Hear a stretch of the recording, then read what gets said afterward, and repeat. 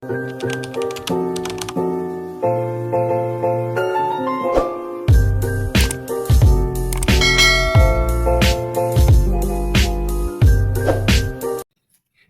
dan kawan-kawan 2019 mengungkapkan bahwa bahasa adalah sesuatu yang mengalami perkembangan. Sebagai sesuatu yang mengalami perkembangan, tentu saja mengalami sebuah perubahan. Oleh karena itu, bahasa adalah satu-satunya milik manusia yang tidak pernah lepas dari segala kegiatan dan gerak manusia sebagai makhluk yang berbudaya dan bermasyarakat. Keberagaman etnis, kebangsaan, dan budaya komunitas pengguna bahasa Indonesia sangatlah beragam. Walaupun orang Indonesia berbicara dengan berbagai bahasa dan suku, kita semua tetap dalam satu bahasa, yaitu Bahasa Kesatuan Bahasa Indonesia. Nah, dewasa ini sebagian besar manusia disebut sebagai dwi bahasawan. Seseorang dapat dikatakan sebagai seseorang yang dwi bahasawan karena ia mampu menguasai dua bahasa sekaligus dalam kehidupan bermasyarakat. Dwi bahasawan yang dimaksud ialah selain menguasai bahasa pertama sebagai bahasa ibu, juga menguasai bahasa Indonesia bahasa kedua sebagai bahasa dalam komunikasi. Peristiwa dwi bahasawan dapat terjadi di mana saja dan kapan saja, salah satunya di instansi pemerintahan. Alih kode merupakan suatu peristiwa kebahasaan yang berhubungan erat dengan sosiolinguistik dan merupakan gejala umum dalam masyarakat dwi bahasawan atau multibahasawan. Baiklah teman-teman, di sini saya akan mengulas lebih lanjut salah satu materi dalam kajian sosiolinguistik yaitu mengenai alih kode. Berikut penjelasannya. Baiklah, yang pertama pengertian alih kode. Apple 1976 mendefinisikan bahwa alih kode sebagai gejala peralihan pemakaian bahasa karena berubahnya situasi. Sedangkan Suito 1996 mengemukakan bahwa alih kode adalah peristiwa peralihan dari kode yang satu ke kode yang lain dalam pemakaian bahasa. Begitu pula Heinz mengatakan bahwa alih kode itu bukan hanya terjadi antar bahasa, tetapi dapat juga terjadi antara ragam-ragam atau gaya-gaya yang terdapat dalam satu bahasa. Dari beberapa pendapat para ahli tersebut, maka dapat kita ambil kesimpulan bahwa alih kode adalah suatu peristiwa kebahasaan, yakni adanya peralihan bahasa dari ragam bahasa satu ke ragam bahasa yang lain karena terjadinya perubahan situasi atau berubahnya situasi berbahasa. Selanjutnya yaitu penyebab terjadinya alih kode. Dalam berbagai kepustakaan linguistik secara umum, penyebab alih kode disebutkan antara lain adalah sebagai berikut. Yang pertama, pembicara atau penutur. Seorang pembicara atau penutur seringkali melakukan alih kode untuk mendapatkan sebuah keuntungan atau manfaat dari tindakannya itu.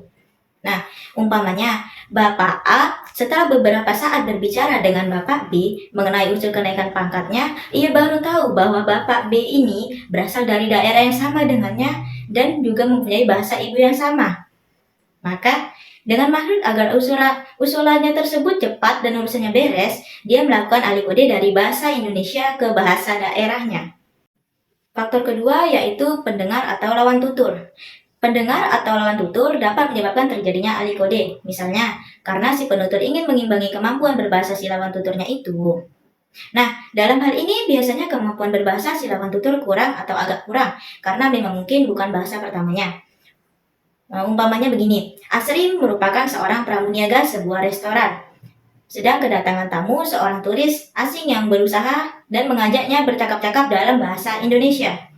Ketika kemudian si turis tersebut tampak kehabisan kata-kata atau ia mulai kebingungan untuk meneruskan berbicara dalam bahasa Indonesia, maka Ani cepat-cepat beralih kode untuk bercakap-cakap dalam bahasa Inggris sehingga kemudian percakapan pun menjadi lancar kembali. Faktor ketiga yaitu perubahan situasi dengan hadirnya orang ketiga. Kehadiran orang ketiga ini atau orang lain dapat saja menjadi latar belakang bahasa yang sama dengan bahasa yang sedang digunakan oleh penutur dan lawan tutur sehingga terjadinya alih kode. Umpamanya, sewaktu Andi dan Anto bercakap-cakap dalam bahasa Jawa, masuklah Tegar yang tidak menguasai bahasa Jawa. Maka Andi dan Anto pun segera beralih kode dari bahasa Jawa tersebut ke bahasa Indonesia agar percakapan pun dapat berjalan dengan lancar kembali. Faktor keempat yaitu perubahan situasi dari formal ke informal maupun sebaliknya. Nah, perubahan situasi bicara juga dapat menyebabkan terjadinya alih kode. Umpamanya, beberapa orang mahasiswa sedang duduk-duduk di muka ruang kelas sambil bercakap-cakap dalam bahasa santai. Tiba-tiba datanglah seorang ibu dosen dan turut berbicara. Maka kini para mahasiswa itu tersebut beralih kode dengan menggunakan bahasa Indonesia ragam formal. Nah, dari peristiwa itu dapat kita lihat bahwa sebelum perkuliahan dimulai situasinya adalah tidak formal, yakni menggunakan bahasa Indonesia ragam santai. Tetapi begitu perkuliahan dimulai berarti situasinya menjadi formal, yakni menggunakan bahasa Indonesia ragam formal. maka terjadilah peralihan kode. Kemudian dengan berakhirnya perkuliahan terjadi pula peralihan kode lagi yang mana dari situasi formal berubah kembali menjadi situasi tidak formal. Faktor yang kelima yaitu perubahan topik pembicaraan. Nah, berubahnya topik pembicaraan dapat juga menyebabkan terjadinya alih kode. Umpamanya, pada saat seorang sekretaris bercakap-cakap dengan atasannya membahas tentang surat dinas yang berlangsung dalam bahasa Indonesia. Tetapi, ketika topiknya mulai bergeser pada pribadi orang yang dikirimi surat, maka terjadilah kode dari bahasa Indonesia ke bahasa Jawa, karena bahasa Jawa merupakan bahasa ibu atau bahasa yang paling dikuasai oleh sekretaris dan atasannya. Namun sebaliknya, ketika topik percakapan kembali membicarakan tentang surat dinas tersebut, alih kode pun terjadi lagi, yakni dari bahasa Jawa ke bahasa Indonesia. Dari percakapan antara sekretaris dan atasannya ini terjadi alih kode, yaitu perpindahan topik pembicaraan yang menyebabkan terjadinya perubahan situasi dari situasi formal menjadi situasi yang tidak formal. Suwito membedakan adanya dua macam ahli kode, yaitu ahli kode internal dan ahli kode eksternal. Yang pertama, ahli kode intern atau ahli kode yang berlangsung antara bahasa sendiri, seperti dari bahasa Indonesia ke bahasa Jawa ataupun sebaliknya, seperti percakapan antara sekretaris dan atasannya yang telah dijelaskan sebelumnya. Yang kedua, ahli kode ekstern. Ahli kode ekstern terjadi antara bahasa sendiri, salah satu bahasa atau ragam yang ada dalam verba repertoar masyarakat tuturnya dengan bahasa asing. Adapun contoh ahli kode. Penggunaan ahli kode dapat kita lihat pada salah satu film Indonesia yakni film Yo Wis Ben Telu. Berikut analisisnya.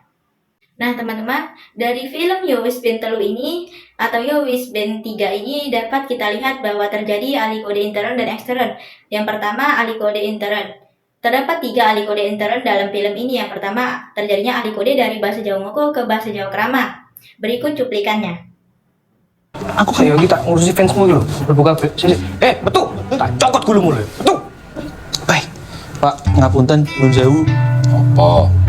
Jenengan sinten nggih? Aku harus ngisi acara panggung band iki. Sami, Pak. Kita sedaya nggih badhe tampil. Nah, dari cuplikan film tadi, terjadi percakapan yang menunjukkan adanya fenomena ahli kode intern yang ditunjukkan oleh para tokoh film Yo Wis Ben Telu, yaitu terjadinya peralihan dari bahasa Jawa Ngoko ke bahasa Jawa Krama. Hal itu ditunjukkan oleh Bayu yang dihadapkan dalam situasi informal kepada orang yang lebih tua dan tidak dikenalnya, yaitu MC Panggung. Yang ternyata MC Panggung ini merupakan Pak Gubernur Jawa Tengah. Namun, Bayu berusaha untuk menghormati dan bersikap sopan. Bayu yang awalnya menggunakan bahasa Jawa Ngoko pada kata aku kan saat berada dalam ruangan beralih kode menggunakan bahasa Krama. Seperti jenengan sinten nggih?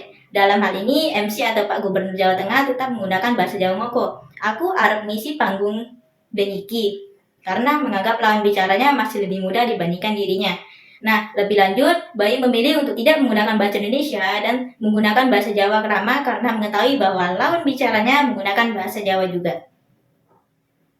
Yang kedua, yakni peralihan kode dari bahasa Jawa ke bahasa Indonesia. Berikut cuplikannya. Aman di. Murut tok. Cemek. Aduh. Sabar, ikhlas no. Nah, dari cuplikan film tadi menunjukkan adanya fenomena alih bahasa intern, yaitu alih kode dari bahasa Jawa ke bahasa Indonesia. Alih kode yang dilakukan oleh Yayan dalam percakapan tersebut dikarenakan dia mencoba agar ditolong oleh Mia, yaitu istrinya, dan agar bahasanya lebih komunikatif karena sedang bercanda saja. Penggunaan alih kode intern yang dilakukan oleh Yayan saat berbicara dengan Mia, yaitu istrinya, berlangsung saat situasi mendesak karena Yayan dilempari bola oleh anak-anak kecil yang sedang berada dalam kolam mandi. Alih kode ini terlihat pada tuturan Yayan pada awalnya berkata dalam bahasa Jawa, yaitu aman mi, mung, rodok jemek, aduh. Nah, kemudian berkata dengan menggunakan bahasa Indonesia, Mi, tolong aku Mi. Setelah mendengar respon dari Mia yang menggunakan bahasa Indonesia, Lolo, Bibi, sabar Bi, ikhlaskan saja. Maka terjadilah alih kode dari bahasa Jawa ke bahasa Indonesia. Dan yang ketiga yaitu terjadinya alih kode dari bahasa Indonesia ke bahasa Jawa. Berikut cuplikannya. Saya mau ngomong apa? Abayu sebenarnya sayang gak sih sama Asih? Loh, Ya sayang no. Dari 0 ke 100 berapa? 1 juta. Peng sudah jaran. Pol wis. Terus kalau Abayu sayang sama Asih, kenapa Abayu nggak kuliah? Kemarin udah pamit ke Surabaya. Sekarang ada lagi, manggung di Kediri. Nah, teman-teman, dari cuplikan film tadi menunjukkan adanya fenomena alih bahasa intern, yaitu dari bahasa Jawa ke bahasa Indonesia maupun sebaliknya. Alih kode yang dilakukan oleh Bayu dalam percakapan tersebut dikarenakan dia mencoba menciptakan situasi yang santai dengan Asih. Nah, agar bahasanya lebih komunikasi dan humor, Bayu mengalihkan bahasa Indonesia ke bahasa Jawa. Penggunaan alih kode intern yang dilakukan oleh Bayu saat berbicara dengan Asih berlangsung di kedai dengan suasana hening dan tenang. Alih kode terlihat pada tuturan Bayu yang awalnya berkata bahasa Indonesia. Asih mau ngomong apa? Kemudian beralih dengan menggunakan bahasa Jawa, yaitu Ping Swidak Jaran Polwis demi menciptakan suasana romantis dengan lawakan khusus Jawanya, yaitu suasana romantis terhadap pacarnya yang bernama Asih. Selanjutnya, alih kode yang terjadi pada film Yowes Bentelu ini yaitu terjadinya alih kode ekstern. Nah, yang pertama itu ada alih kode dari bahasa Indonesia ke bahasa Inggris. Berikut cuplikannya. Ini, wah ini kalau buat aku terlalu besar. Sama aku tuh lebih suka yang motifnya gimana ya, lebih berwarna gitu loh. Oh, iya, colorful. Nah, teman-teman, dari cuplikan film tadi menunjukkan adanya fenomena alih bahasa ekstern yaitu alih kode dari bahasa Indonesia ke bahasa Inggris. Alih kode yang dilakukan oleh Doni dalam percakapan tersebut dikarenakan dia mencoba menciptakan suasana santai dengan Marion. Nah, agar bahasanya lebih komunikatif dan humor, Doni mengalihkan bahasa Indonesia ke bahasa Inggris. Alih kode terlihat pada tuturan Doni yang awalnya berkata bahasa Indonesia seperti ini. Wah, ini kalau buat aku terlalu besar. Sama aku tuh lebih suka yang motifnya, gimana ya? Lebih berwarna gitu loh. Kemudian beralih dengan menggunakan bahasa Inggris setelah Marion berkata, oh gitu.